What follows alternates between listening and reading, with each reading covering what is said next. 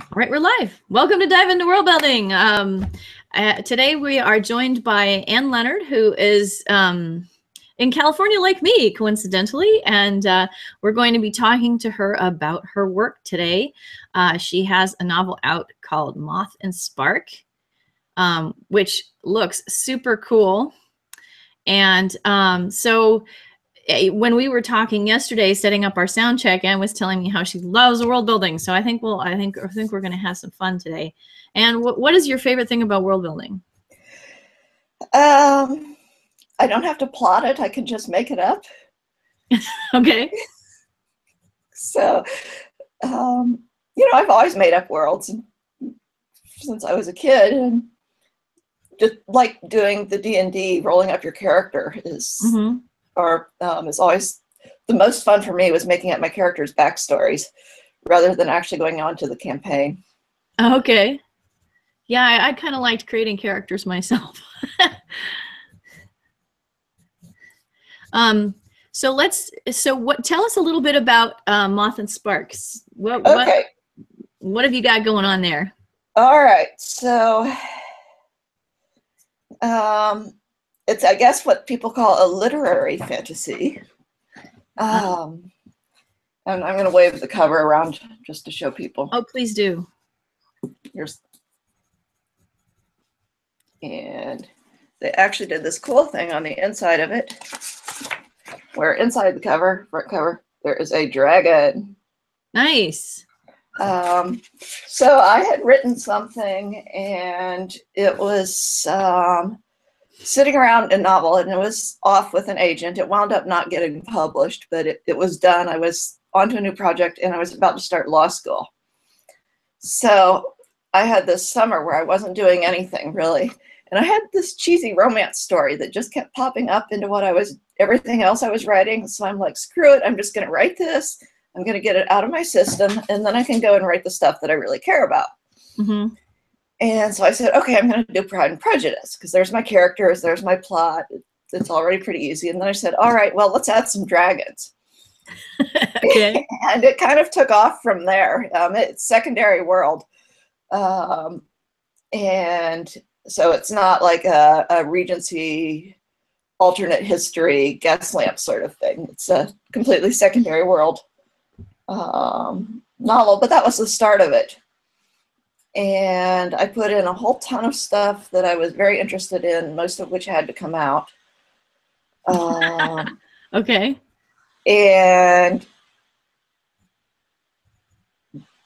just did a lot of research, and I have trouble with endings, and I was very stuck at the ending, and I needed something epic, and I just couldn't quite make it epic enough. And then I took this trip, a geology field trip with a friend of mine who's a geologist, and this is now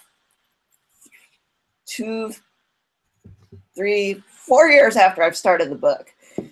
So a lot of time has gone by in the process. And we went to the Sierra in Yosemite, and there were these mountains. And I had mountains in the book, but seeing these really epic mountains turned out to be the thing I really needed to get the final pieces locked into place. How did that work? I think it gave me a better mental image of what I was doing and where my characters were. Okay. And it gave me a better sense of the scope of what should be going on, what it really looked like. The eastern, those mountains are huge. They're really, really immense. And that was an appropriate thing for me to experience when I was writing about dragons. Yeah.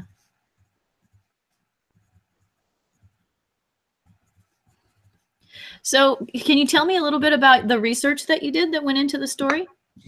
Well, I did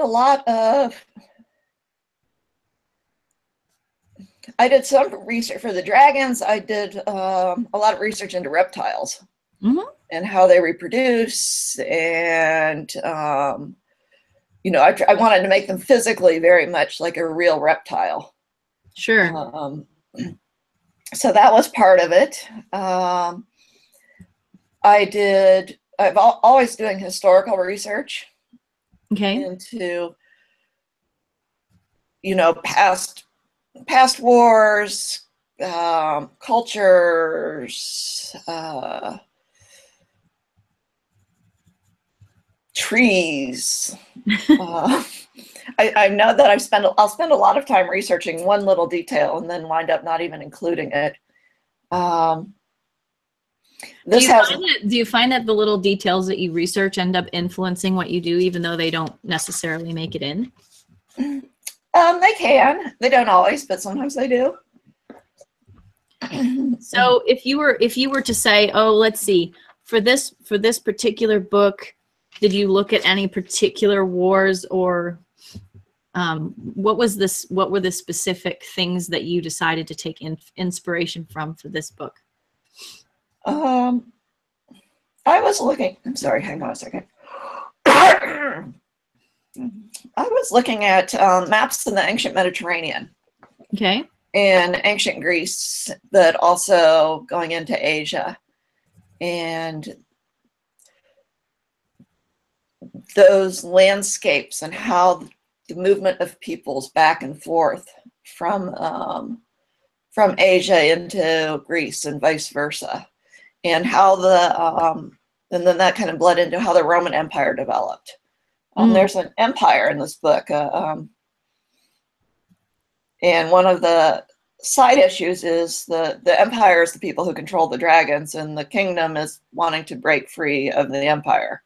And so I was looking a lot at client states and the history of empires for that sort of thing. Sure. Did you look at, was there a particular model in European history that you used? It's a little hard to remember now. Definitely the Roman Empire, but I probably also mixed it up with the Ottomans. And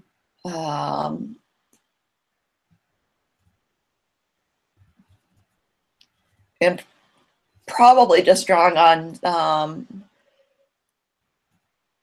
Greek mythology and the Iliad and all those places and that world. I don't know that it shows up specifically, but it was certainly in the back of my head. Sure. So tell us more about this empire that you've got going on in there. So let's see if I can think about it. Well, it was just a country that got powerful the way they do. And then about 500 years before the novel starts, they came across the sea and conquered the country of the novel, which is called Cathan. And the reason they did that was because Cathan was where there were dragons. And they stole all the dragons and took them south and are magically controlling them.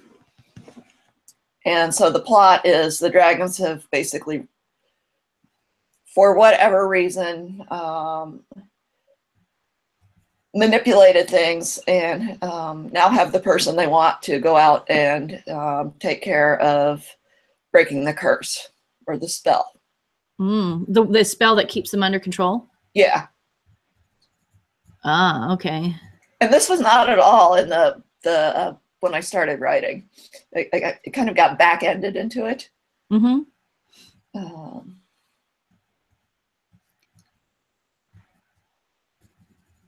So what kind of magic are we talking about here? Is this a very what are the inspirations for the magic system? I am not big on rule magic or magic with lots of formulas or schools. Magic as a technology is not where I go. So it's much more a mystical, ghostly, eerie sort of magic. I mean, I noticed you have hexes. Yeah, and that's so that's the thing is there's what the people believe and their ideas about what magic is, and then there's sort of the rational upper class that doesn't really believe in magic. And then the magic start popping in. So hexes aren't really, people put them on, they're scared, they're worried, so they're using them, but they're not really doing anything. Yeah, okay. But instead, there are these, I guess you'd call them intrusions by the dragon presences that show up as shadows. Or there's one scene at a carnival where they're excuse me, they're on horses, and the horses come alive, and that's kind of a big spoiler right there. But that's okay. We're okay with spoilers. So the horses come alive, and there's, you know, people having visions and visions of the past and what happened to get. The dragons are trying to tell their story. Okay. So it's poking up in unusual places with people who are susceptible for whatever reason. And there's some other magic, other kind of a wizard sort of magic that is more like just really being very, very attuned to what's going on with other people in the world. Mm-hmm. Well, I think it's interesting that you've got several different threads of magic that don't all necessarily work the same way. Mm-hmm.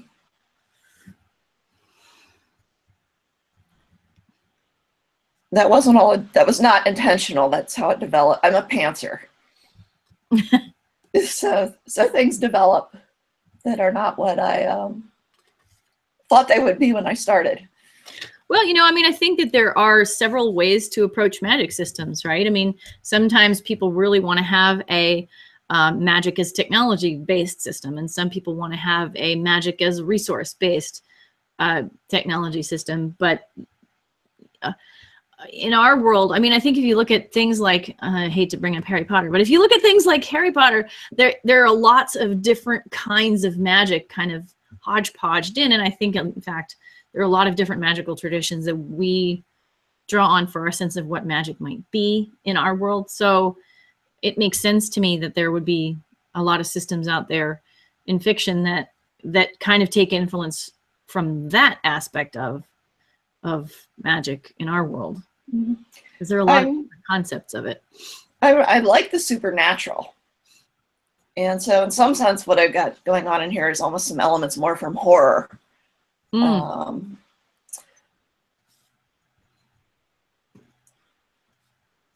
you mentioned that it was literary. Is this mostly because it was inspired by Pride and Prejudice, or was it are there other aspects that make it literary? Well, it's definitely character driven. It was published by a non-SF house. It's published by Viking. And so it's definitely character driven. I mean, I think there's plenty of scenes, but I'm a lot more interested in what's going on in people's heads than how they're busy hacking each other or escaping from some sort of dangerous person. And then I did pull in a lot of Pride and Prejudice. There are actually a lot of Easter eggs in there. And there's a ball. And I actually, for the ball scene chapter, let's see which one that is. It's the next chapter. I pulled a scene, a line straight out of Sense and Sensibility. The ballroom was splendidly lit, very crowded, and insufferably hot. And I just lifted that. And there are a few other, you know, somebody says something about dancing is the best way to falling in love. And so these are kind of echoes of our own society. Yeah, there's a Cinderella story. You know, she's at the ball. She's not going to lose. She says specifically that she's not going to lose her shoe. Oh, okay.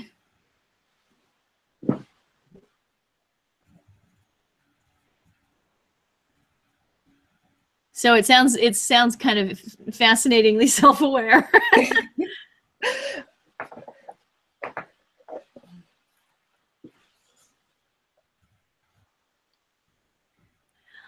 Oh, that's really interesting. So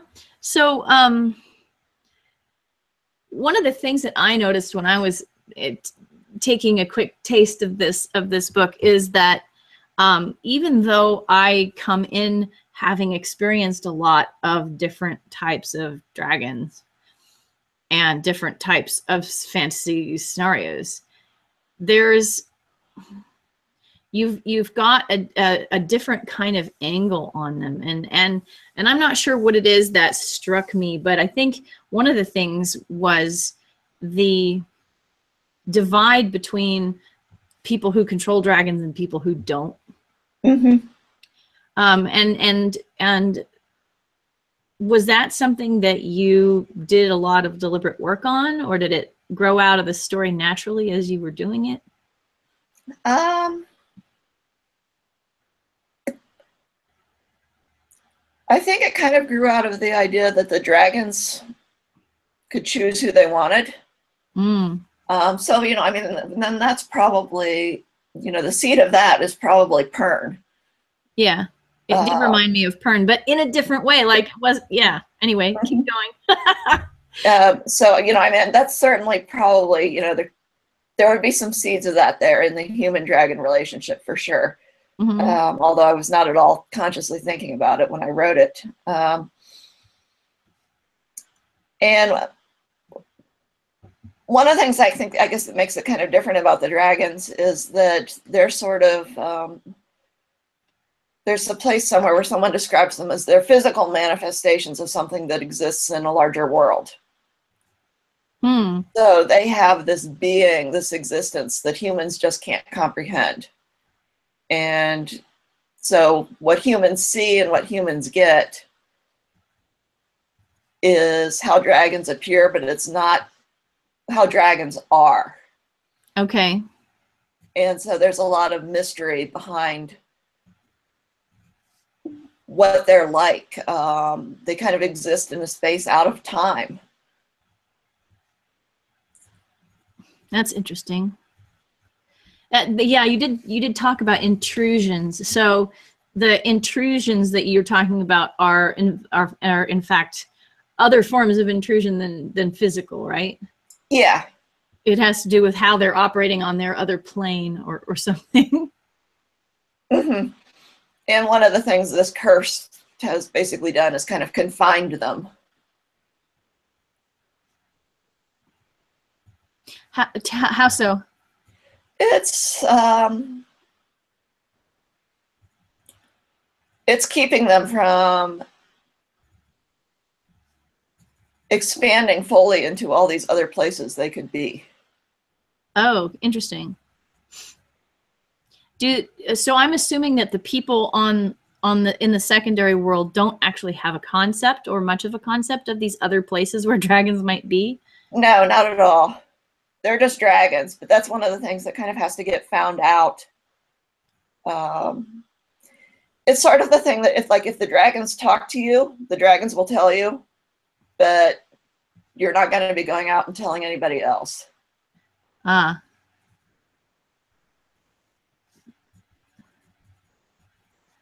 So what is how does your concept of this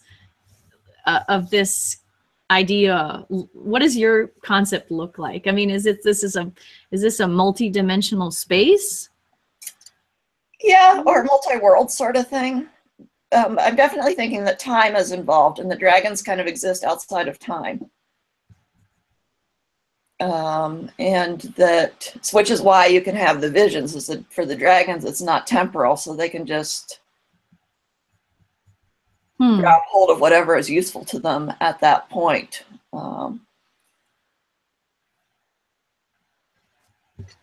So that there's definitely a supernatural aspect in which, you know, they're almost in a way like some representations of God. Omnipotent, omnipresent. They're not gods, but they're not conceived of as gods, but there's some elements of that for sure.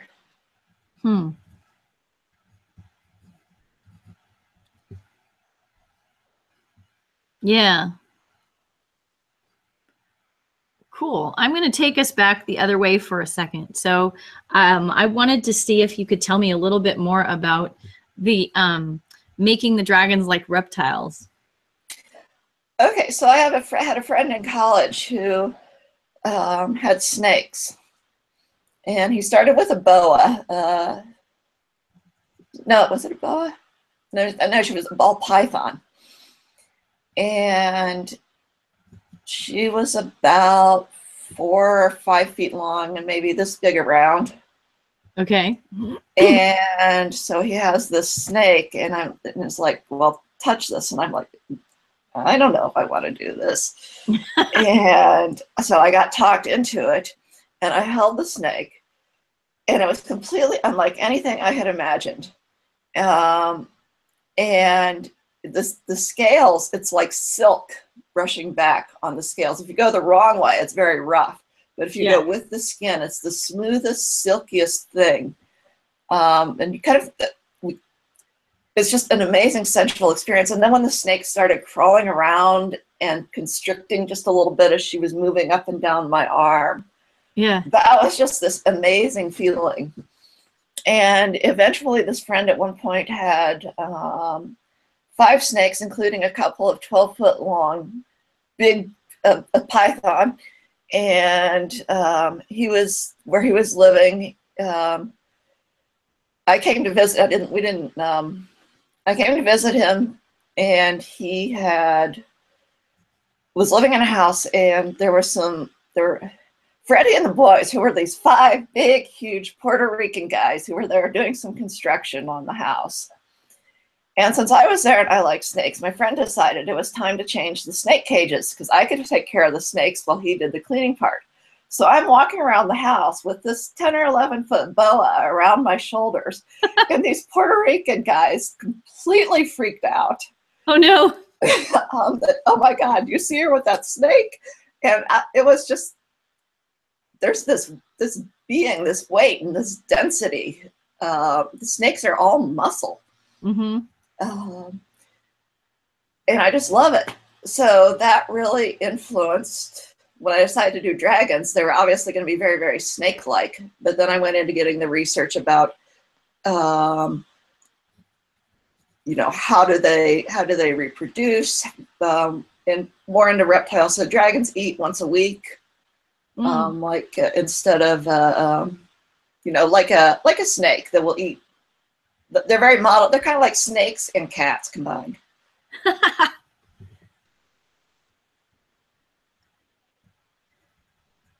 All right. So which parts are the snake parts and which parts are the cat parts? I'm assuming this is not a physical description, that physically they're more like, the cat part would be kind of, the attitude towards the world. Oh, I see. And that, like the eyes and the head. Cats sometimes have these kind of pointy faces. When they lie down, they can remind me of sleeping dragons. Well, I think that, for example, Toothless was modeled after a cat in a lot of ways. In How to Train Your Dragon, at least in the visuals of the movie. I couldn't speak for the book.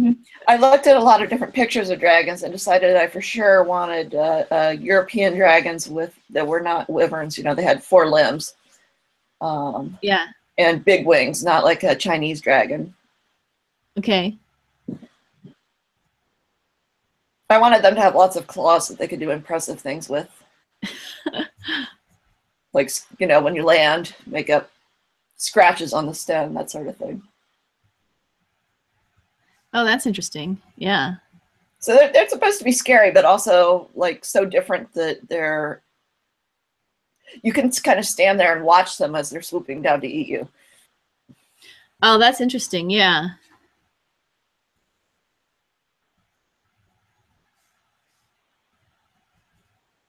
Well, there is that element in dragon lore of, when they're staring at you, you can't look away. Is it just in their physical appearance, or is it in their gaze specifically for your dragons? It would be their gaze. Mm-hmm.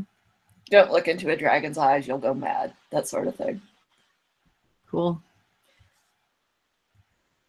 And of course, now it's been a while since I've read the book, so I can't remember a lot of these details. But of course, there's, you know, at least one scene where somebody goes and looks into the dragon's eyes.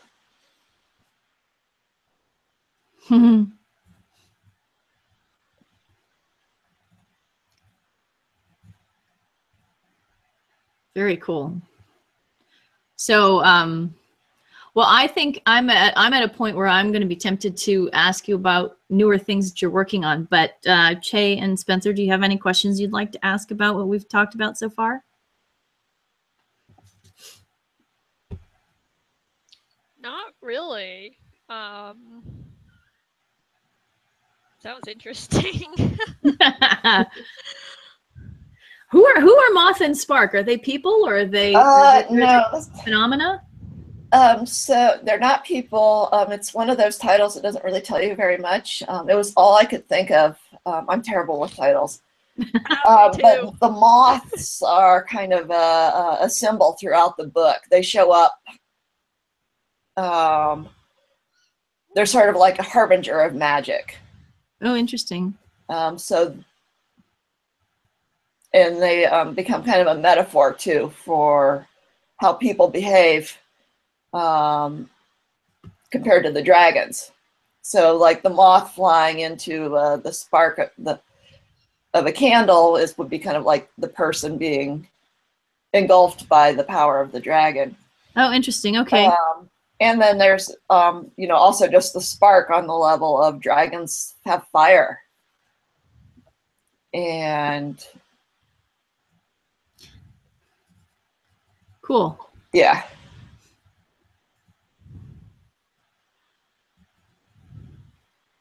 There's a lot. I like fire. There's always a lot about fire in my writing. Fire is cool. Fire, snakes, hell. Fire and snakes. Always a good combination. So, okay. So, what are you working on currently? So I just finished. I mean, literally just finished last week.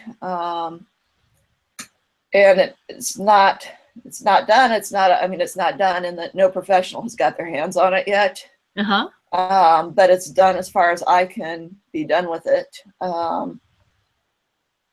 A book that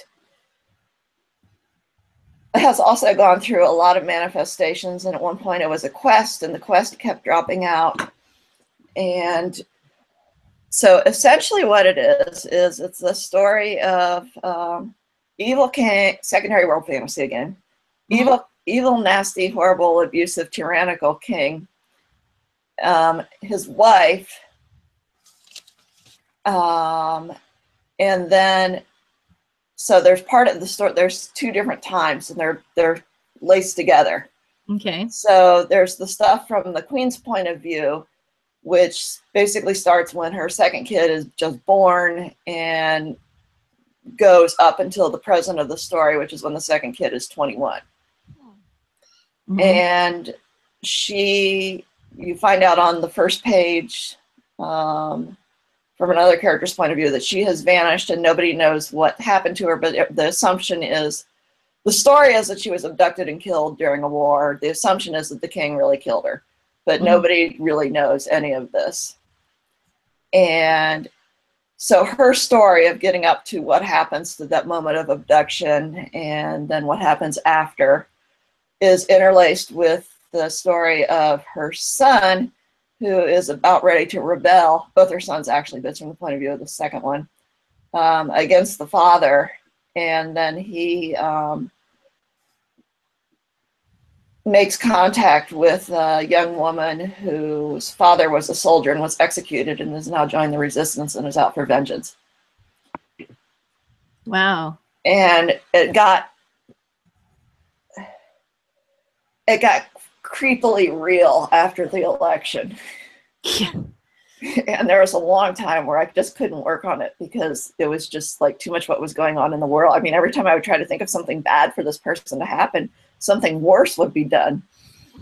Well, there's definitely in all the writers that I know, there's been an effect of of changes in current events that has impacted the way that people are writing. So, and sure. you know, this tyrant and and the resistance, those are old ideas. They've been around for a really long time, but in my head, but I got a lot more, I think, of being able to feel what it's like to be in an autocracy, and kind of the sense of, you know, there being real and present evil in the world that I had not had a year ago. Yeah. And also then the whole thing about the queen escaping from this abusive narcissist, or trying to escape. Does she leave? Does she stay for the kids?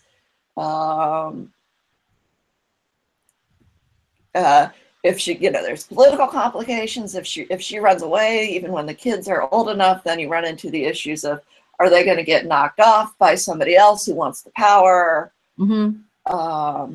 And so, you know, there's a lot. There's a lot of domestic abuse issues in this book too. Yeah. That was the story I wasn't telling when I tried to write it before, and that was why it really wasn't going anywhere. Was because I needed her story to be the real story of this book.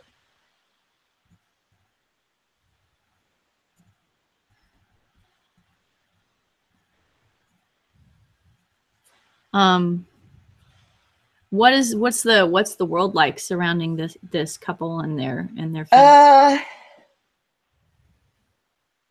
Gas lamp era, essentially, but almost in some sense more like there's not fossil fuels, but there's sort of very rudimentary electricity if you're really, really rich.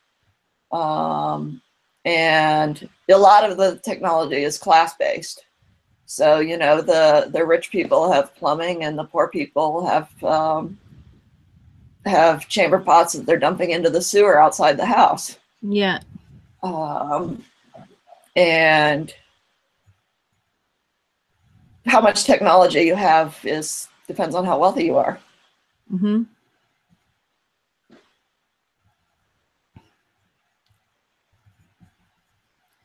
Well, that's always true.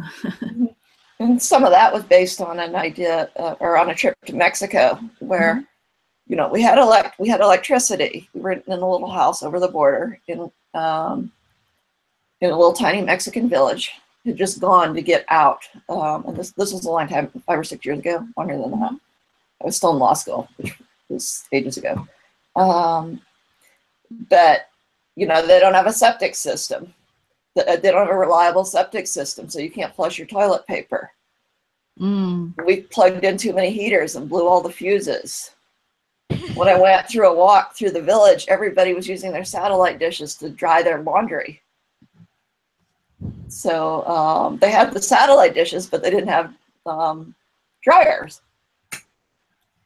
The roads were all dirt.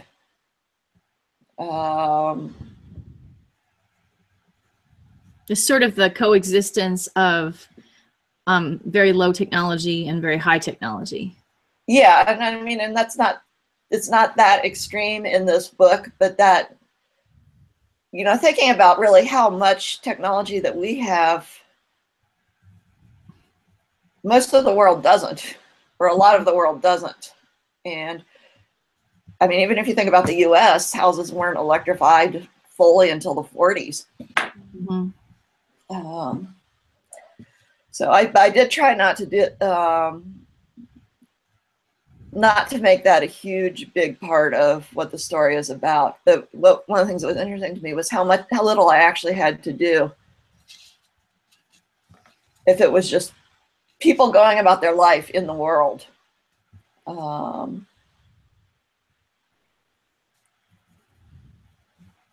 The big issue is communication.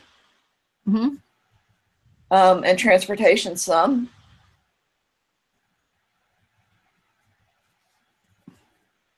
So, you know, if you can't communicate except by actually physically going to see somebody, that adds a lot of complications that you don't deal with when you have a telephone. Right. Poor mail service. Poor mail service.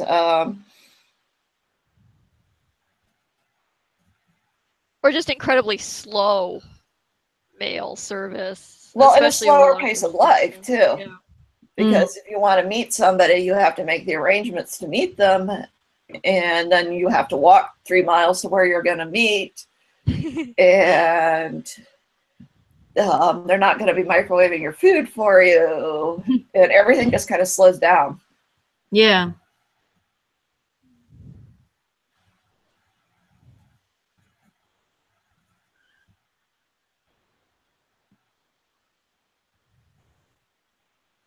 If you were to pick something like out of this world that makes it unique, what would you say? What would you pick off the top of your head? I'm going to have to think about that one a little bit. Because I tried in a lot of ways to make it very real. There's just a little magic, which is basically ghosts and other senses of other presences, which may or may not be gods, depending on which character you are. If you, Okay. you know, one character is sure she's dealing with the gods, and the other ones are atheists. They're not interested. Sure. And I didn't come down and answer that. No, that's kind of an interesting little twist. I'm trying to see if I can sort of get you to find a unique flavor, because it's obviously a just completed work, but I'm intrigued by. Well, a lot of it's it's a lot like a historical novel. Certainly not a sword and sorcery or epic fantasy, but historical novel with some magic in a secondary world. I think that's what I write too, sort of. It's fun to think about the, just when you're on that cusp, what's going to happen. Oh, that's interesting. Yeah. Do you mean that the magic is new, or has it always been there, but it's just... Well, I was thinking generally when you have magic versus technology, when you're in that dividing that space, there's a lot of, it's a boundary, and boundaries are where there's lots of places for interesting work to be done. That's true.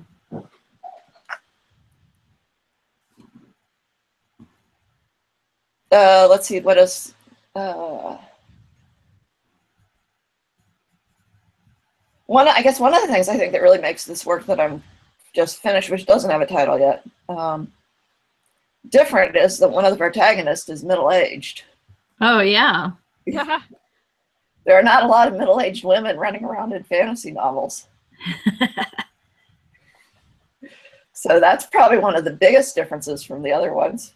How does that change your sensibility? How does her point of view make the world feel different?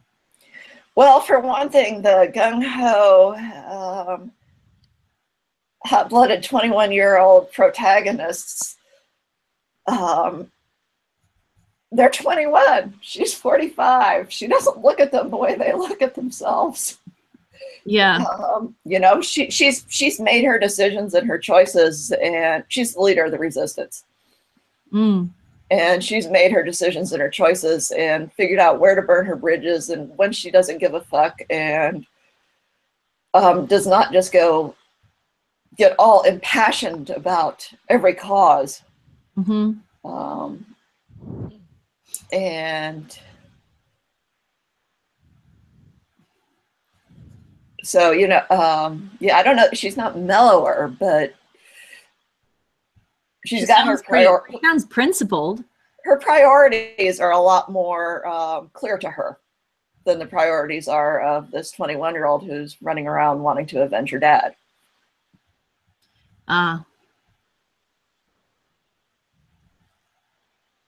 Yeah. Absolutely. How interesting.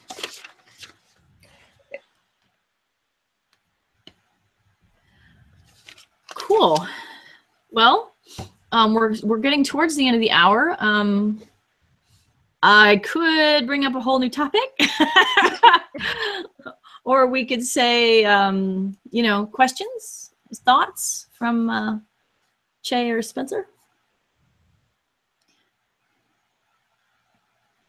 Well, I was kind of wondering if you have like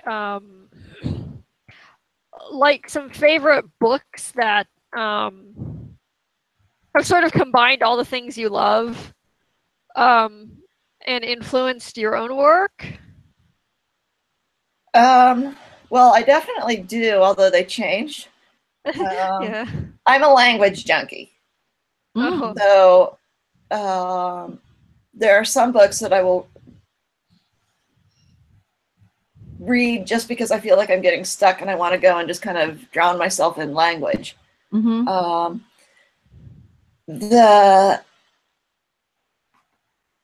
I like Victorian novels.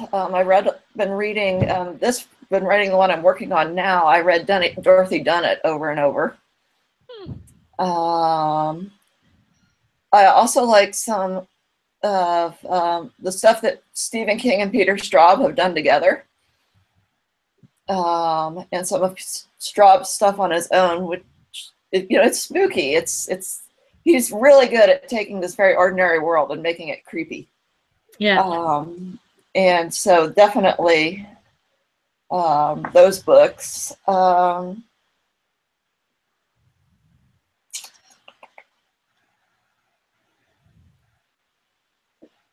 not thinking off the top of my head right now of anything I've read that's very contemporary that really, when I'm writing something, I have a hard time reading contemporary things because they bleed into it too much.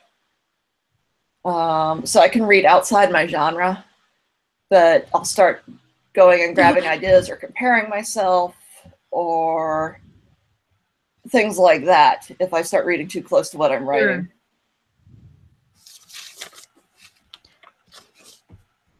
Spencer wants to know if you've read Jonathan Strange and Mr. Norrell. I did, and I loved that book. I know, I was kind of thinking, like, as you were talking, I'm like, oh my God, Jonathan Strange and Mr. Norrell. That's one of the books that I wish I'd written. Although I don't think I could write anything that long. Me too. That's a doorstopper. To be able to inhabit that voice so full, I mean, in Victorian times when nobody had anything better to do than read doorstoppers for entertainment. Right. To be able to read that and get that voice. Mm-hmm. Yeah. Sorry, Anne, you were saying? Oh, I was just going to say, I really liked how she used footnotes in that book. Using footnotes in fiction is a real challenge. Yeah. And she made it sound like you were parts like you were reading an actual academic biography or something. Yeah. But one of the things, I really like Jane Austen, and I like Dickens too. And one of the things about them is, we think of them as being 19th century writers, but every time I go back and read it, I'm always surprised at how modern the language sounds. And there will be passages that don't, or maybe the idioms that people are using, but it's really,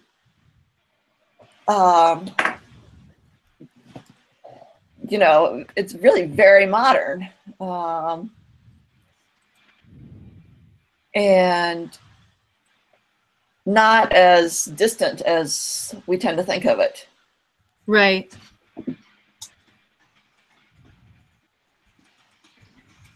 Cool. Well, it is 4 minutes before the hour, so why don't we wrap up. And thank you so much for being here and telling us about your work. This was super fun. And you're welcome back on the show anytime. We talk about all sorts of wacky things around here, like bathrooms and taboos and temperature control. Yeah, so next week we are going to meet on Wednesday at 10 a.m. again, and I think we're going to talk about, let's do taboos. That'll be fun. Oh. So I hope that that you guys can make it. I'll try to do that. Thank you for all your insights, Anne. I've got lots of notes. I will let you know when I have the Hangout report written up, and that way you can kind of take a peek at it. And if I've made terrible grievous errors, you can say, no, that's not how it was at all. But anyway, appreciate you being here. I'm going to stop the broadcast. All right. Thank you.